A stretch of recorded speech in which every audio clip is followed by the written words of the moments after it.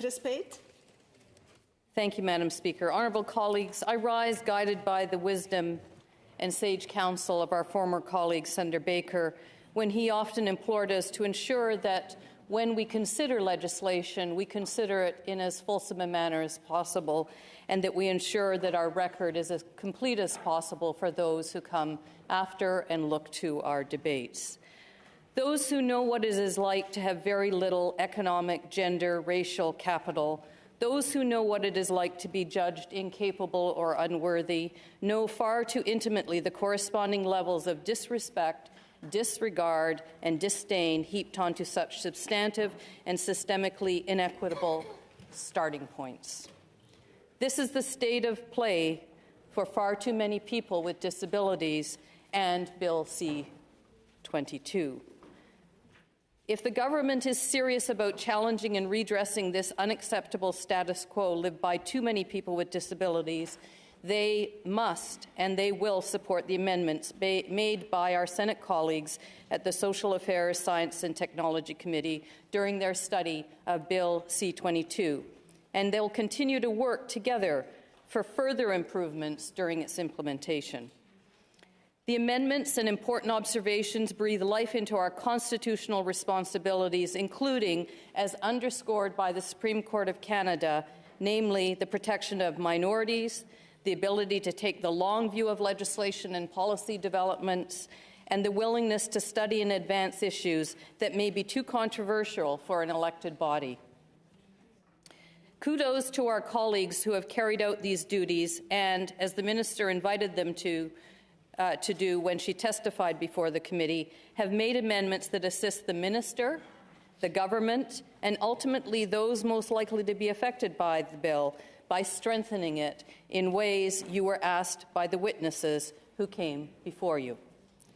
Prior to these amendments, many of us spoke to the concerns raised by disability groups regarding the inability of the second reading version of Bill C-22 to meet its purported goal of reducing poverty for Canadians with disabilities, or, to use the Minister's words, lifting Canadians with disabilities out of poverty.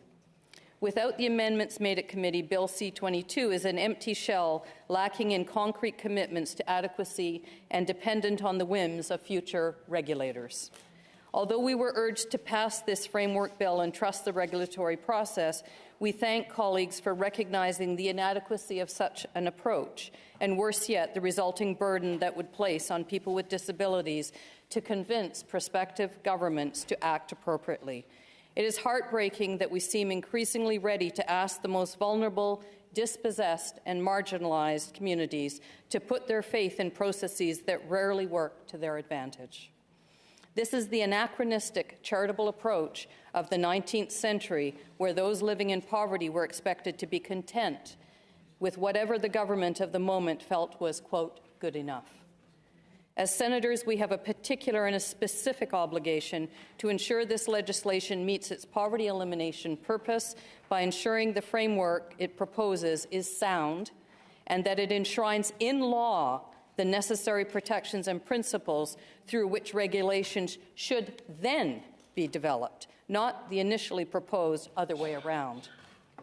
Our courts have emphasized that Parliament must consider the effects of a statute in all circumstances to which it will likely apply, and to do so in light of the reports, studies, and fact situations discussed and raised during the parliamentary process, as well as the applicable law, including principles set out in judicial decisions.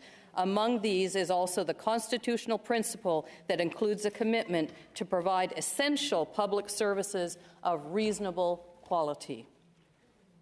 Let us be very clear, colleagues. Consulting with disability communities is not the same as guaranteeing in legislation the protections they advocate. Nor does it ensure that consultations will be reflected in decision-making, nor that any resulting decisions will even comply with fundamental human rights. As I mentioned yesterday, consulting with disability communities is not the same as guaranteeing in legislation the protections they advocate. As Margaret Eaton, National Chief Executive Officer of the Canadian Mental Health Association, clearly articulated during her testimony at the Social Affairs Committee, She said, while CMHA applauds the creation of Bill C-22, there were some real concerns with the legislation because many crucial aspects of the benefit will be implemented by regulations and not by legislation. Regulations can be vulnerable to shifting political priorities, and if it's not legislated, it means that future governments can make unilateral changes without requiring parliamentary oversight. End quote. Precisely to avoid leaving the substance of this bill to be determined by the regulatory process, the CMHA emphasized that key recommendations made by the disability community should be, quote, baked into the legislation, end quote. The pressure to pass Bill C-22 quickly was pitted against the importance of ensuring it was fit for purpose.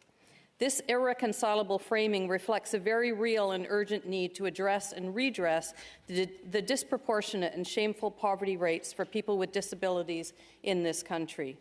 Shouldering this tension, many of the groups urging us to work quickly have also acknowledged the urgent need for amendments and regulation design to Bill C-22. Too many people with disabilities are in desperate straits. As I said in committee, and as I've discussed with disability advocates directly, as someone whose life's work has been in collaboration and coalition with many of these individuals and groups, I recognize the pressure and responsibility they experienced. When I was in their position, I frequently heard, "This is the best we can get. If you push for more, you'll likely get nothing. We're running out of time. We have to get reelected, and then we can do more. And best of all, trust us." Today, however, I am no longer in the challenging position of a non-governmental advocate offering only one option. Here, with all of you honourable colleagues, we share both the responsibility of scrutinising the adequacy of the measures Bill C-22 offers and the opportunity to propose a more fulsome response. That's the spirit in which I fully support the amendments adopted at committee. And I am so pleased that so many of you have also indicated your support, and I urge us to follow the implementation of the legislation and continue to push for further necessary improvements. In particular, as Sosie heard from Linda Bartram, First Vice President, Alliance for Equality of Blind Canadians, this bill, quote, leaves out a complete sector of the community of persons with disabilities in that it is restricted to working-age persons with disabilities and excludes presumably seniors. The Alliance emphasized that the employment rate for blind persons is 75%. Unemployment rate is 75%. They are forced to subsist on old age security and the guaranteed income supplement alone once they turn 65.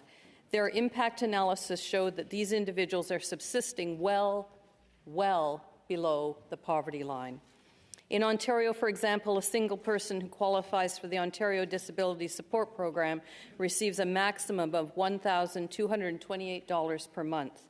This is well below the official poverty line, and from 2002 to 2021, the supports of an unattached single person with a disability decreased, plunging those with disabilities 18 percentage points deeper below the poverty line.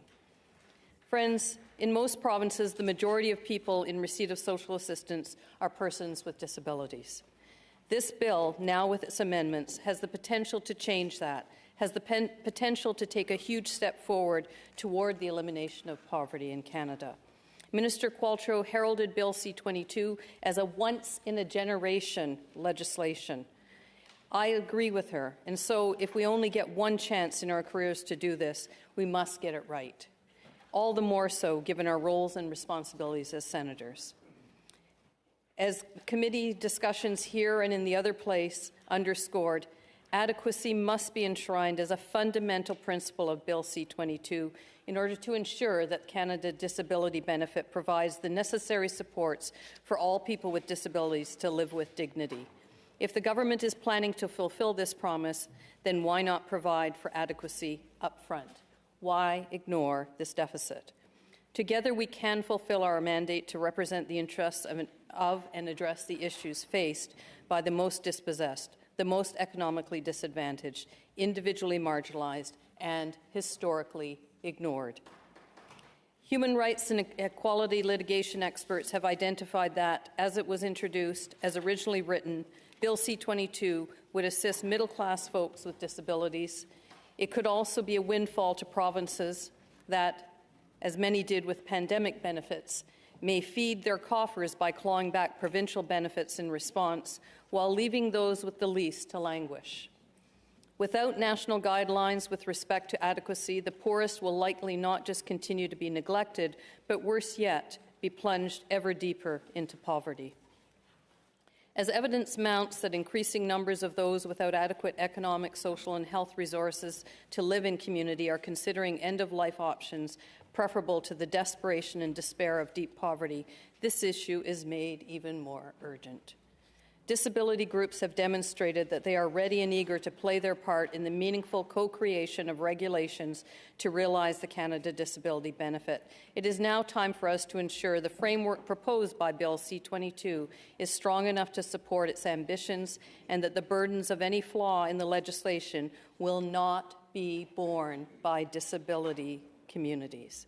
Our colleagues have done impressive work at committee. I hope that we soon see unanimous concurrence from the other place so that those who need this benefit the most finally have access to supports that allow them to live with dignity and choice. We can and we must do this.